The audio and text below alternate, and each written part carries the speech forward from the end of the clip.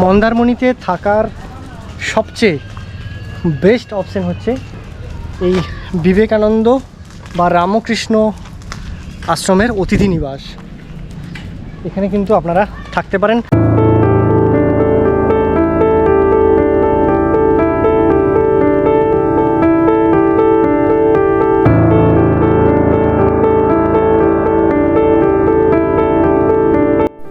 মন্দারমণি থেকে মাত্র 5 থেকে 7 কিলোমিটার দূরে চলে গেলেই রয়েছে লাল কাঁকড়া বিচ। মূলত সি বিচ তেমনভাবে ডেভেলপমেন্ট না হলেও এখানের মূল আকর্ষণ হচ্ছে শান্তি।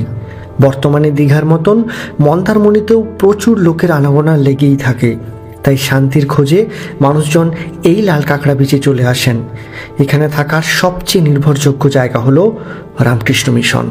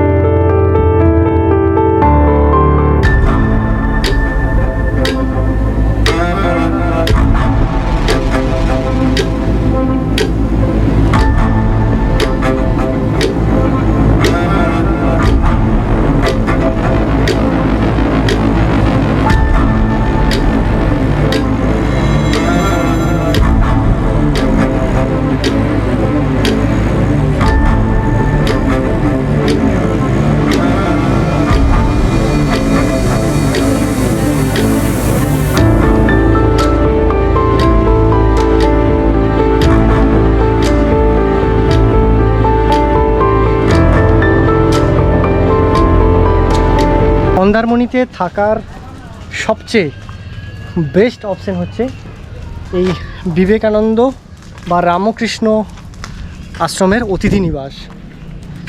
এখানে কিন্তু আপনারা থাকতে পারেন। মহারাজের সাথে আমি কথা বললাম এতক্ষণ। আপনারা দেখলেন রামকৃষ্ণ মিশনের ভেতরের ছবি। তো এবারে আমি এক এক করে ডিটেলসে আসছি। প্রথমেই বলে দিই, এই যে রাস্তাটা, এটাই কিন্তু ভবিষ্যতে মেরিন ড্রাইভ হতে চলেছে। সুতরাং যারা বলেন যে মেরিন ড্রাইভ চালু হয়ে গেছে, চালু হয়েছে, তবে কিছুটা অংশ সম্ভবত তাজপুর অবধি চালু হয়েছে, কাঁথি অবধি এখনও চালু হয়নি, কাজ চলছে। এই যে এটাই কিন্তু মেরিন ড্রাইভ। আর ঠিক পেছনে দেখা যাচ্ছে বিবেকানন্দ আশ্রম।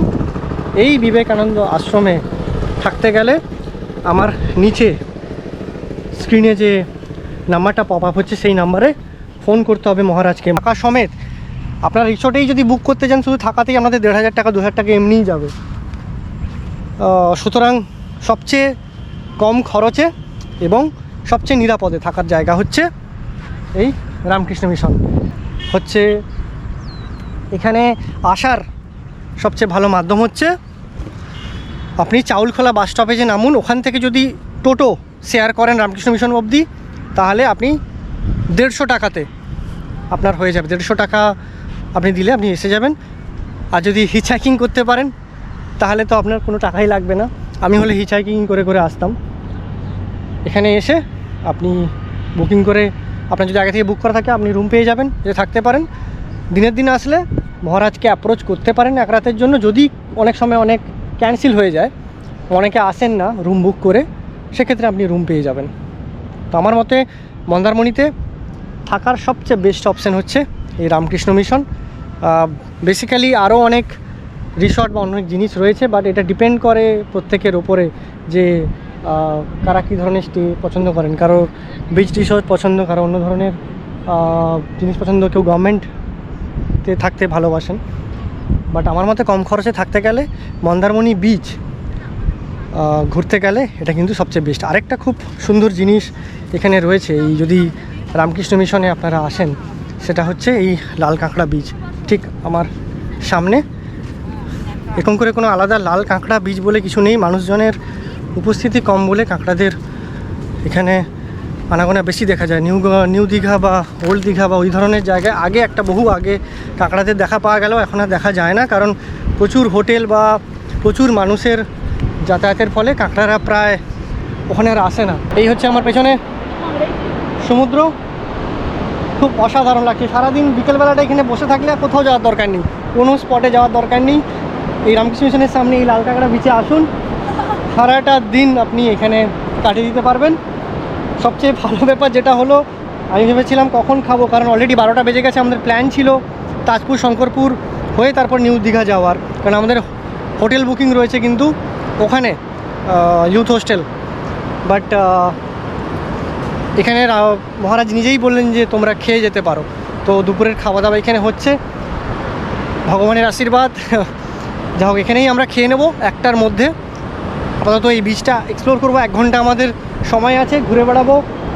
তারপরে ওখানে 1টার সময় খেয়ে আমরা বেরোবো পরের ডেস্টিনেশনের উদ্দেশ্যে, যেটা কিন্তু এর পরের ভিডিওতে আপনারা দেখবেন। তাহলে কেমন আপনাদের লাগছে আপনারা জানাবেন। অবশ্যই চ্যানেলটাকে সাবস্ক্রাইব করে রাখবেন, এই ধরনের প্রচুর ইনফরমেটিভ ভিডিও আমার চ্যানেলে আসতে চলেছে। চ্যানেল সাবস্ক্রাইব করে রাখলে আপনারাই ফায়দাতে থাকবেন। ওই পেছনে দেখা যাচ্ছে নৌকোগুলো, আর ইনি মহারাজ পেছনই আসছেন আমাদের। এই বিচ থেকে সোজা এরকম হেঁটে চলে গেলে পৌঁছে যাওয়া যায় মন্দারমণি সি বিচ। আপনি যদি বিকেলবেলা এখান থেকে হেঁটে যেতে চান তাও কিন্তু পৌঁছে যেতে পারেন। আমাদের কি বাড়ি এখানেই না আপনি মানে কাজের জন্য এখানে আসেন? কাজ করি লোকের ঘরে, আমাদের না কাজ করলে খাবো কি? কোথা থেকে আসেন, কোথা থেকে আপনারা?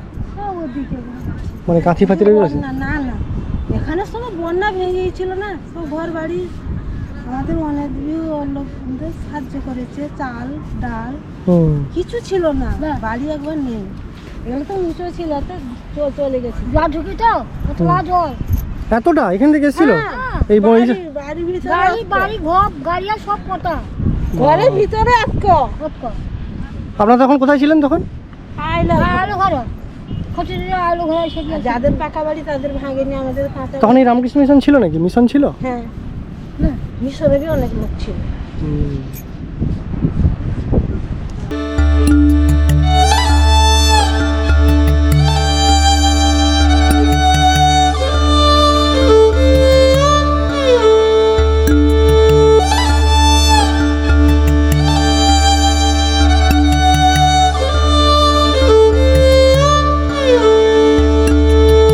খুলে ফেলেছি জামা, কেউ করেনি সমুদ্রে নামতে মানা। সুতরাং এই যে পেছনে কেউ স্নান করছে না আমার আশেপাশে, কিন্তু সময় এখনো অগাধ। ভাবছিলাম কি করব, স্নানই করে নি। তবে এই শীতে স্নান করতে একটু ভয়ই লাগছে। হাওয়া যদিও খুব একটা নেই, তবে এই ধরনের সি বিচে স্নান একটু দেখেই করবেন আপনারা, কারণ যেহেতু লোক নেই চোরাবালির একটা আশঙ্কা থাকে। বেশি দূরে যাব না, তবে এখানে স্নান কী করে করব আমি জানি না, কারণ ঢেউ রয়েছে অনেক দূরে বড় বড়, কিন্তু ভাটা হয়ে গেছে এখন বোঝা যাচ্ছে, সমুদ্র পিছিয়ে গেছে। ওই সামনে থেকে স্নান করে চলে আসবো। আর এই ধরনের সমুদ্রে একা থাকলে, কারণ আমার এপাশে আর এপাশে কিন্তু কেউ নেই, একটু সাবধানেই স্নান করবেন, কারণ এখানে কিছু হলে ঢেউয়ে যদি আপনাকে টেনে নিয়ে যায় বা কিছু হয়, কেউ কিন্তু নেই। সুতরাং এই ধরনের বিচে স্নান করলে কিন্তু আপনার রিস্কেই আপনাকে করতে হবে। আর ভাটার সময় একটু রিস্কই বেশি থাকে, কারণ ভাটার সময় জলের টানটা খুব বেশি হয়। তো আর বেশি সময় নষ্ট করব না, হারকুলিস বডি আপনাদের না দেখে আমি স্নান করে বিচে খানিকক্ষণ বসে যাব রামকৃষ্ণ মিশনে। সেখানে দুপুর 1টার সময় দুপুরের খাবার খেয়ে বেরিয়ে যাব পরের ডেস্টিনেশনে। খুব সুন্দর লাগছে, যদিও গোপ্রো ওয়াটারপ্রুফ, তবে আমার জলে এটাকে করতে খুব ভয় লাগছে, কারণ এই মুহূর্তে এটাই আমার কাছে সম্বল। ইউটিউব থেকে আমি একটা টাকা উপার্জন করি না যে আবার আমি কালকেই কিনে নিতে পারবো, সুতরাং ওই রিস্ক আমি নেব না।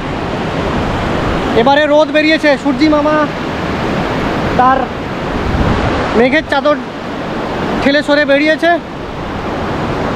তো এবারে এই পায়ে জল লাগিয়ে একটু ধাতস্থ হয়ে নিচ্ছে, এরপরেই গাটা ডোবাবো।